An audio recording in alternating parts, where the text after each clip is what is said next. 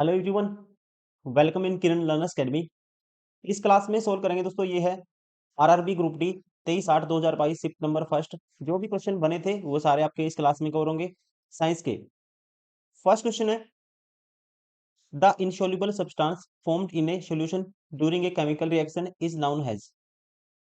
जो भी chemical reaction हम जब करवाते हैं सॉल्यूशन में दोस्तों, जो इनसॉल्युबल सब्सटेंस है जो बनते हैं उन्हें क्या कहा जाता है? इसका राइट आंसर होगा, आपको ध्यान रखना है, सॉल्यूशन के अंदर जब भी हम केमिकल रिएक्शन करवाते हैं जो इनसॉल्युबल सब्सटेंस बनते हैं उसे कहते हैं प्रेसिपिटेट। क्या कहते हैं दोस्तों? प्रेसिपिटेट। राइट आंसर होगा option 4। Given below are some conclusions of Mendel's work on tree plants. All of them are correct except one. Select the incorrect conclusion. मटर के पौधों पर मेंडल के प्रयोगों के कुछ निष्कर्ष नीचे दिए गए हैं। इनमें से आपको बताना है, इनमें से एक गलत है दोस्तों। जिनमें से एक के अलावा सारे सही है। एक जो गलत है, गलत निष्कर्ष आपको बताना है। Genes are inherited has distinct units. ये स्टेटमेंट अपने आप में करेक्ट है। जीन विशिष्ट इकाइयों के रूप में वसांगत होते हैं, ये अपने आप में ठीक है। अकॉर्डिंग टू कहते हैं, according to Mendel's work on tree plants, जो इसने एक्सपेरिमेंट किया था ट्री प्लांट्स पे, उसके बारे में ये स्टेटमेंट अपने आप में करेक्ट है। Each gamete has two copies of the same gene. ये स्टेटमेंट गलत है, क्योंकि इसने कहा था जीन का जो पेयर है सेपरेट होगा during the formation of gamete. But ये गलत है। Each gamete receive only one copy, ना कि टू कॉपी। टू कॉपी गलत है दोस्तों। क्या आएगा? वन कॉपी आएगा। ये गलत है। अब आपको गलती बताना, तो ये दूसरा ही गलत हो गया। राइट आंसर होगा option second. Each gamete has only one copy, आपको ध्यान रखना है। Question number 3, consider the below statement and identify the correct answer.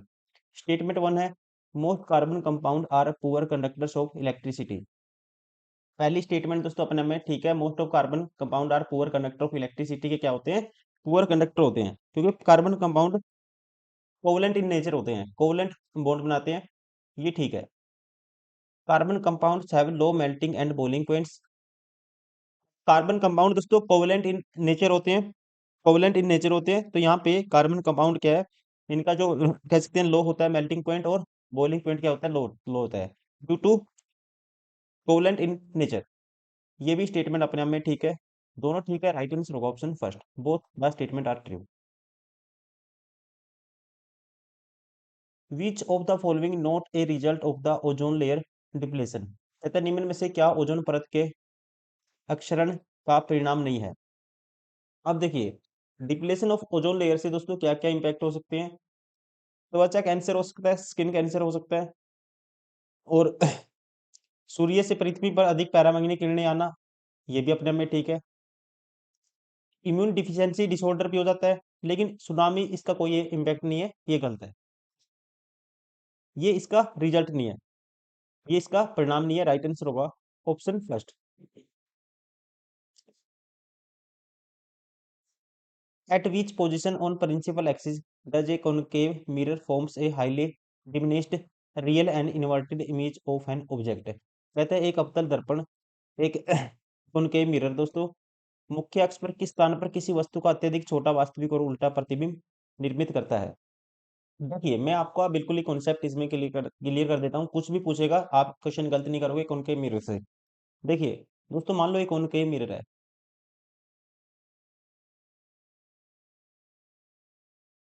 ये है मान लो प्रिंसिपल एक्सिस, ये है फोकस,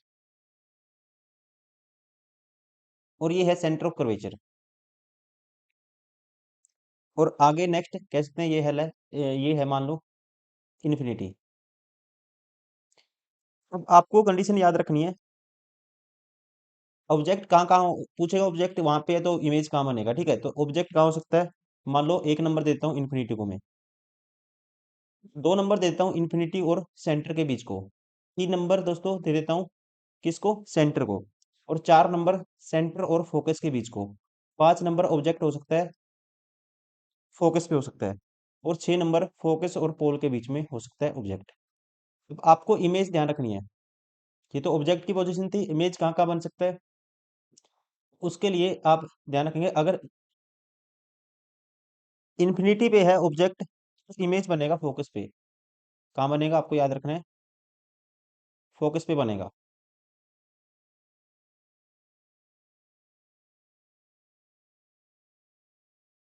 उसके अलावा अगर ऑब्जेक्ट है दोस्तों इन्फिनिटी और सेंटर के बीच में, तो इमेज बनेगा फोकस और सेंटर के बीच में,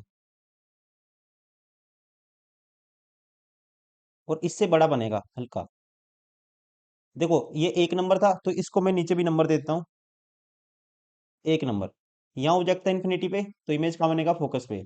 ऑब्जेक्ट इन्फिनिटी और सेंटर के बीच में था, इमेज कहाँ बनेगा, इमेज बनेगा सेंटर और फोकस के बीच में। इसको 2 नंबर दे देते हैं। फिर ये 3 नंबर होगा, इमेज का साइज बढ़ता जाएगा। ये 4 नंबर होगा, और ये 5 नंबर होगा। यहाँ पे सबसे बड़ा इमेज बनेगा, ये 5 नंबर है। अब आप खुद बताइए, सबसे छोटा इमेज कहाँ बनता है, आप कहेंगे सबसे छोटा किस पे है, आपको ध्यान रखना है, साइज बढ़ता जाएगा इमेज का। फोकस पे सबसे छोटा बनेगा, इसका तो आंसर होगा ऑप्शन थर्ड। इसका राइट आंसर होगा, आगे से ध्यान रखेंगे, राइट आंसर होगा इसका ऑप्शन थर्ड, फोकस पे बनेगा। अत्यधिक छोटा, हाईली डिमिनिश्ड इमेज कहाँ बनता है, फोकस पे। क्वेश्चन पूछेगा सबसे बड़ा इमेज कहाँ बनेगा दोस्तों, सबसे बड़ी इमेज कहाँ बनेगी, तो वो बनेगी, फिर आप कहेंगे इन्फिनिटी पे सबसे बड़ा बनेगा। क्वेश्चन ऐसे ही पूछ सकता है, पूछता है, कई बार क्वेश्चन रिपीट हुए हैं। आप सारे सेट लगाओगे 99 सेट्स, आपके कॉन्सेप्ट क्लियर हो जाएंगे। ये भी पूछ लेता है। अगर ऑब्जेक्ट है फोकस और पोल के बीच में, तो एक ही इमेज है, एक ही कंडीशन है, बड़ा इमेज बनेगा लेकिन सबसे बड़ा नहीं बनेगा, और यहाँ पे सीधा बनेगा। बाकी सब में क्या उल्टा है, इन्वर्टेड है। यहाँ पे जो इमेज बनेगा ये बनेगा 6 नंबर का, फोकस और पोल के बीच में है, तो ये इमेज यहाँ बनेगा। एक ही कंडीशन है बस। ये सारे के सारे जो इमेज है, ये सारे इमेज हैं जो नीचे की तरफ है, इन्वर्टेड इमेज है, रियल है, वास्तविक। मतलब इनको हम पर्दे, रियल का मतलब दोस्तों क्या होता है, इन्वर्टेड इमेज रियल, मतलब कि इनको हम पर्दे पे उतार सकते हैं। लार्जेस्ट इमेज, ये सबसे बड़ी, लार्जेस्ट, और ये स्मॉलेस्ट, ये कौन सी होगी, ये सबसे छोटी होगी, स्मॉलेस्ट होगी, स्मॉलेस्ट इमेज। और ये कौन सी है, ये लार्जर है लेकिन लार्जेस्ट नहीं है, लार्जर है, लार्जेस्ट नहीं है, और इरेक्ट है, सीधी है। कहीं कुछ भी पूछ ले आपसे, तो क्वेश्चन पूछेगा सेंटर पे अगर ऑब्जेक्ट है तो इमेज कहाँ बनेगा, दोस्तों 3 नंबर का इमेज कहाँ बनता है, तो ये भी ध्यान रखेंगे, अगर सेंटर पे ऑब्जेक्ट है तो इमेज भी सेंटर पे बनता है। ये भी आपको ध्यान रखना है। देखो 3 नंबर, यहाँ ऊपर भी नीचे भी, ऑब्जेक्ट सेंटर और फोकस के बीच में 4 नंबर है, तो 4 नंबर का इमेज कहाँ बनेगा, 4 नंबर का इमेज बनेगा, तो इमेज बनेगा इन्फिनिटी और सेंटर के बीच में। इस तरह से क्वेश्चन घुमा फिरा के पूछता है, आपको आगे से ध्यान रखना है। उम्मीद करता हूँ क्वेश्चन आप गलत नहीं करोगे।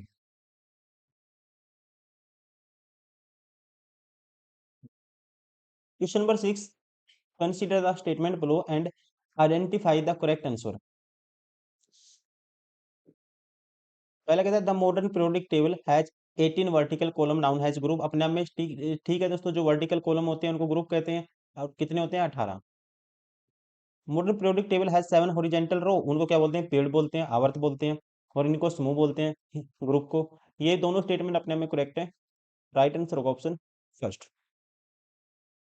Both the statement, sorry, both the statement are incorrect है ऊपर वाले में, तो राइट आंसर होगा option second, both the statement are correct.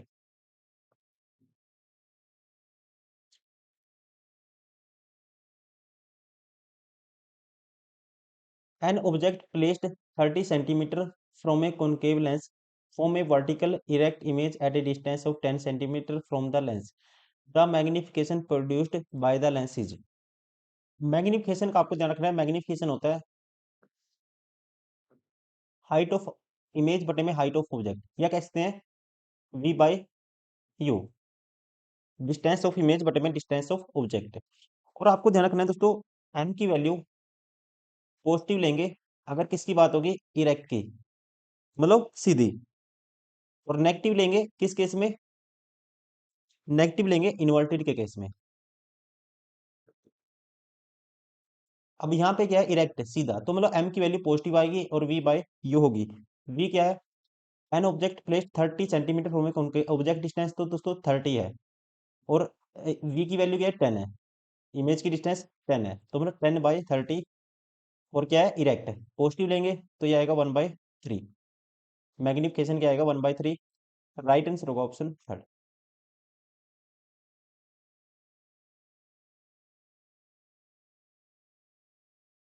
Question number 8, चित्र में प्रदर्शित किए गए अनुसार पी क्यू आर एस एक अवतल दर्पण सतह पर स्थित चार बिंदु हैं। यदि पी क्यू आर और एस के से वक्रता केंद्र की दूरियां क्रमशः दिस है। वक्रता केंद्र मतलब सेंटर ऑफ कर्वेचर की दूरी दोस्तों क्या है? ये है सारी। तो R1 R2 R3 R4 के मध्य सही संबंध क्या होगा? अब यहाँ पे सारे क्या है दोस्तों? एक्सिस पे कैसे पोल होता है, जैसे ये डिस्टेंस सेम है सब में, ये भी आर होगी, ये भी आर होगी, ये भी आर होगी, ये भी सारी बराबर होंगी वैल्यू। राइट आंसर होगा ऑप्शन फर्स्ट। ठीक है ना? रेडियस बराबर होती है। Question number 9, which of the following group of hydrocarbons follows the general formula of CnH2n। ये फॉर्मूला होता है एल्कीन का। एल्कीन का CnH2n आपको ध्यान रखना है। राइट आंसर होगा ऑप्शन फर्स्ट। किसका है? एल्कीन का। विच of the following home appliances does not use an electric motor. कहते हैं निम्नलिखित में से कौन सा घरेलू उपकरण विद्युत मोटर का उपयोग नहीं करता है? विद्युत मोटर इलेक्ट्रिक फैन में होती है, इलेक्ट्रिक मिक्सर में भी होती है, इलेक्ट्रिक वॉशिंग मशीन में भी होती है, इलेक्ट्रिक आयरन में नहीं होती। राइट आंसर होगा ऑप्शन थर्ड।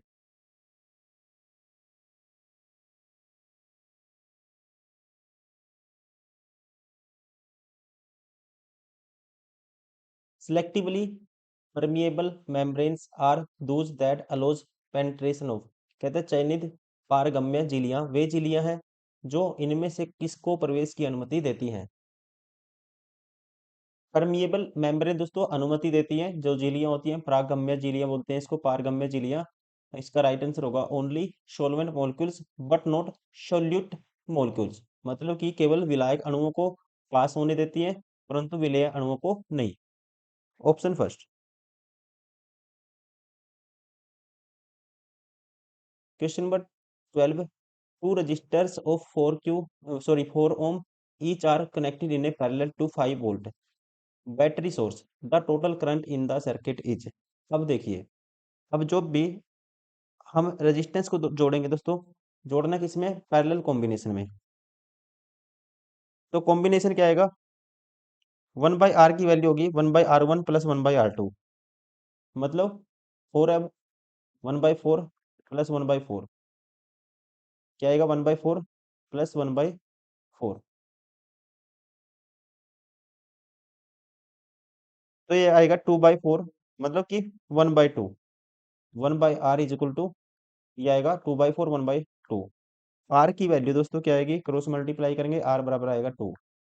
अब आपको पता है according to Ohm's law V equal to I R होता है। करंट बताना है, आई की वैल्यू बतानी है, तो V/R होगा। और वोल्टेज कितना है? वोल्टेज है जी 5 वोल्ट। रेजिस्टेंस कितना है? 2। तो करंट होगा 2.5 एम्पियर। 2.5 एम्पियर। राइट आंसर होगा option second.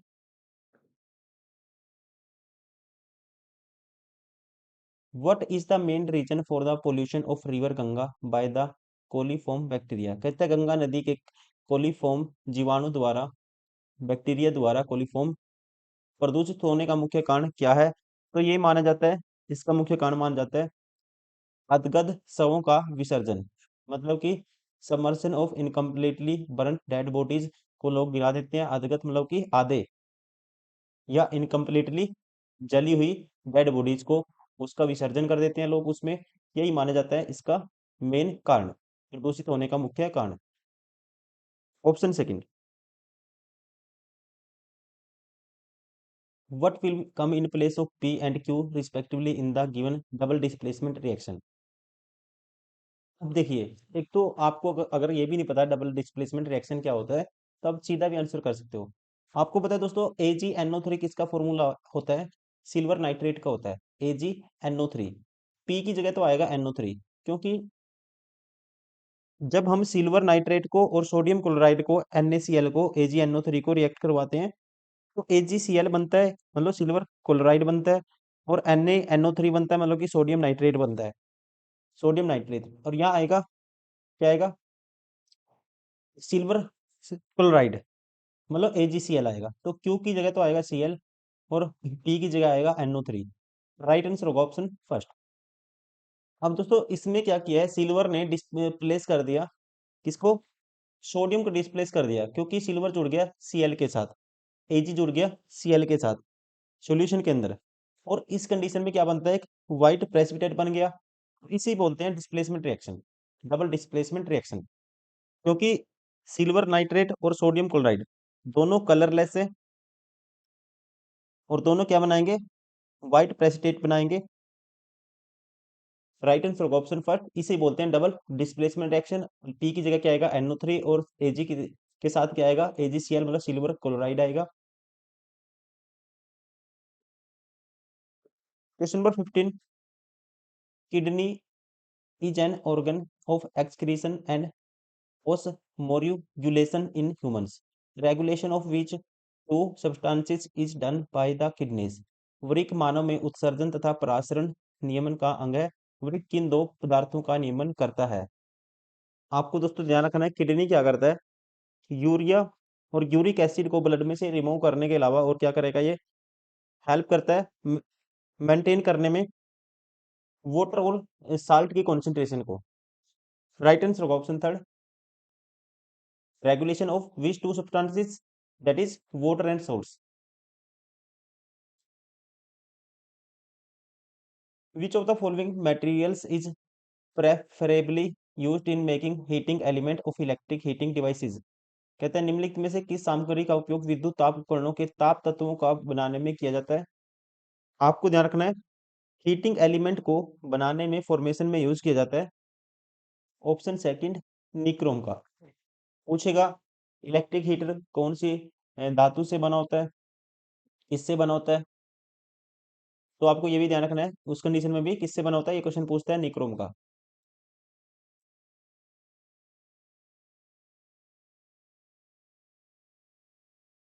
In chloro alkali process, chlor represent chlorine gas and alkali represent dash. Chloro alkali process क्या होता है दोस्तों? इसमें इलेक्ट्रिसिटी हम पास करवाते हैं एक्वा सॉल्यूशन में, सोडियम क्लोराइड, और कह सकते हैं ब्रोमाइड क्लोराइड, या ब्राइन क्लोराइड कह सकते हैं हम। इस सॉल्यूशन में हम जब इलेक्ट्रिसिटी पास कराते हैं एक्वा सॉल्यूशन में, तो ये डिकम्पोज हो जाते हैं और बनाएंगे सोडियम हाइड्रोक्साइड बनाते हैं। तो जो पहला होता है क्लोरो, रिप्रेजेंट क्लोरीन गैस को रिप्रेजेंट करता है, क्लोरीन क्लोरीन गैस को, और अल्कली रिप्रेजेंट करता है सोडियम हाइड्रोक्साइड को, मतलब कि NaOH को। ये आपको ध्यान रखना है। जैसे कि मैं रिएक्शन लिख देता हूँ यहाँ पे, 2NaCl, sodium chloride, aqua solution है, इन प्रेजेंस ऑफ वाटर क्या बनता है? सोडियम हाइड्रोक्साइड बनेगा। और कौन सी गैस होगी? Chlorine gas. अब क्लोरो मीन्स क्लोरीन गैस, और alkali means sodium hydroxide, NaOH। Question number 18। Lemon placed inside a beaker filled with water appear relatively large in size due to, वो बड़ा size में क्यों दिखता है? जब लेमन को आप दोस्तों किसी भी बीकर में डालते हो पानी के अंदर, वो साइज में बड़ा दिखता है, इसका कारण क्या होता है? तो इसका कारण, ये क्वेश्चन कई बार पूछता है, इसका कारण होता है due to refraction of light. मतलब जब भी लाइट रेयर मीडियम से, रेयर मीडियम का मतलब होता है एयर, और डेंसर मीडियम में जाएगी, डेंसर मतलब का मतलब जहाँ कोई लिक्विड होगा, जैसे वाटर है। तो इस कंडीशन में दोस्तों क्या होता है, लाइट है ना, जब भी रेयर से डेंसर में जाएगी, लाइट बैंड हो जाती है नॉर्मल की तरफ। ये मान लो लाइट आई, ये है जी नॉर्मल, और ये है एंगल ऑफ इंसिडेंस। ये नॉर्मल है और इसके साथ एंगल ऑफ इंसिडेंस है, और ये है मान लो नीचे डेंसर मीडियम। तो लाइट डेंसर में दोस्तों क्या होगी, एयर से, रेयर मीडियम से, मतलब एयर से जब वाटर में जाएगी, रेयर से वाटर में जाएगी, तो लाइट क्या होगी, नॉर्मल की तरफ बैंड हो जाएगी, जिसकी वजह से हमें वो बड़ा दिखाई देता है साइज में, और इसे ही बोलते हैं रिफ्रैक्शन ऑफ लाइट।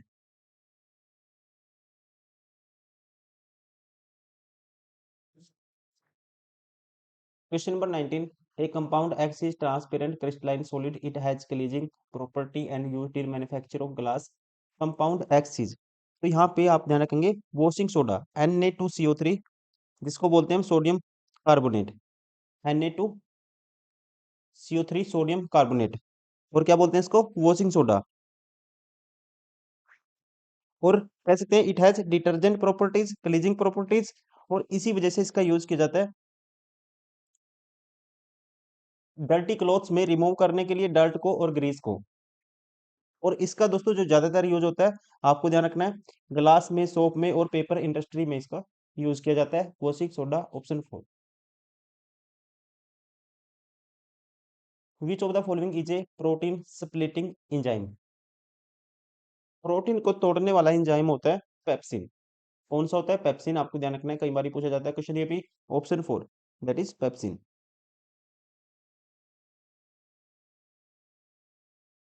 नीचे दिए गए कथनों पर विचार कीजिए और सही उत्तर चयन कीजिए। रासायनिक गुणों से में से मेंडलीफ ने कार्बन और हाइड्रोजन युक्त तत्वों द्वारा निर्मित यौगिकों पर ध्यान केंद्रित किया। दोस्तों ये गलत है, क्या आएगा, यहाँ आना चाहिए हाइड्रोजन एंड ऑक्सीजन, क्योंकि ध्यान रखेंगे आप, Mendeleev concentrated on the compound formed by the element with hydrogen and oxygen, ना कि कार्बन। पहली स्टेटमेंट गलत है। उन्होंने इन तत्वों का चयन इसलिए क्योंकि ये कम, लेस रिएक्टिव होते हैं। दोस्तों ये गलत है, लेस रिएक्टिव नहीं, मोर रिएक्टिव, क्योंकि ये कंपाउंड बना देते हैं, हर किसी एलिमेंट के साथ रिएक्टिव ज्यादा होते हैं, तो हर एलिमेंट के साथ ज्यादातर एलिमेंट्स के साथ रिएक्शन कर देते हैं, तो ये हाईली रिएक्टिव है, ना कि कम अभिक्रियाशील है, ये गलत है। ज्यादा अभिक्रियाशील आना चाहिए यहाँ पे। ये भी स्टेटमेंट गलत है, दोनों गलत है। Right answer option second.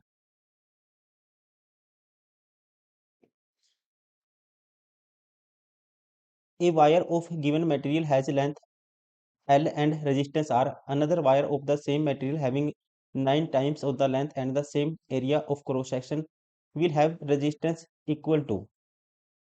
देखिए, आपको एक कंडीशन याद रखनी है दोस्तों, रेजिस्टेंस होता है रो एल बाई ए।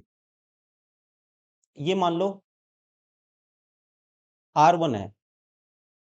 अब कहते हैं R2 है, जो R2 क्या होगा, वो होगा, कहता है उसी तार से निर्मित 9 कोणीय लंबाई, लेंथ क्या होगी, रो तो कांस्टेंट है, इतना ही रहेगा, लेंथ होगी 9 टाइम्स ऑफ एल, और स- समान अनुप्रस्थ का क्षेत्रफल वाले, एरिया सेम है। तो यहाँ पे रेजिस्टेंस में क्या फर्क पड़ेगा आपको बताना है, तो इसमें जो सेकंड वाले का आपको R2 की वैल्यू बतानी है, तो R2 दोस्तों होगा रो एल बाई ए की वैल्यू मैं पुट कर देता हूँ, रो एल बाई ए इसकी वैल्यू होगी R1। R2 क्या होगा, R2 होगा 9 times of L, 9 times of R1, 9 गुना होगा। राइट आंसर होगा option 4।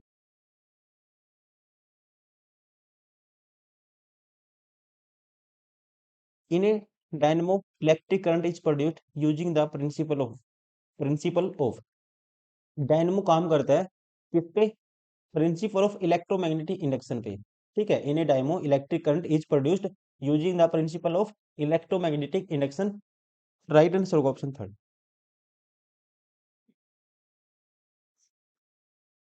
Oral pills used for birth control change the hormonal balance of the body।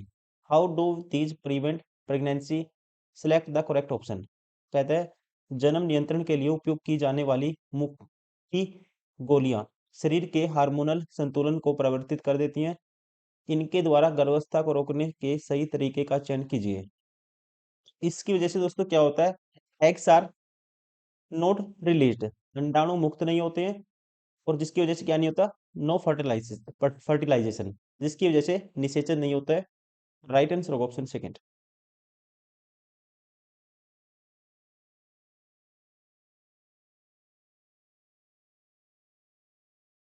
Question number 25, some feature of transport in plants are mention below, which of the following या which option represent the wrong characteristic, कौन सा है जो गलत विशेषता को दर्शाता है, ये आपको बताना है।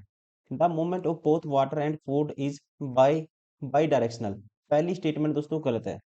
मूवमेंट दोस्तों फ्लोएम में क्या होती है, बाई डायरेक्शनल होती है, अप एंड डाउन, और जाइलम में क्या होता है, यूनि डायरेक्शनल होता है। पहली स्टेटमेंट ही गलत होगी। दोनों की गति क्या नहीं होगी, द्विदिशीय नहीं होगी, मतलब कि बाई डायरेक्शनल, ये कहना गलत है। पहले ही ऑप्शन करेक्ट, मतलब कि कह सकते हैं रॉन्ग हो गया। इस तरह से राइट आंसर होगा ऑप्शन फर्स्ट, बाकी सारे फिर ठीक है।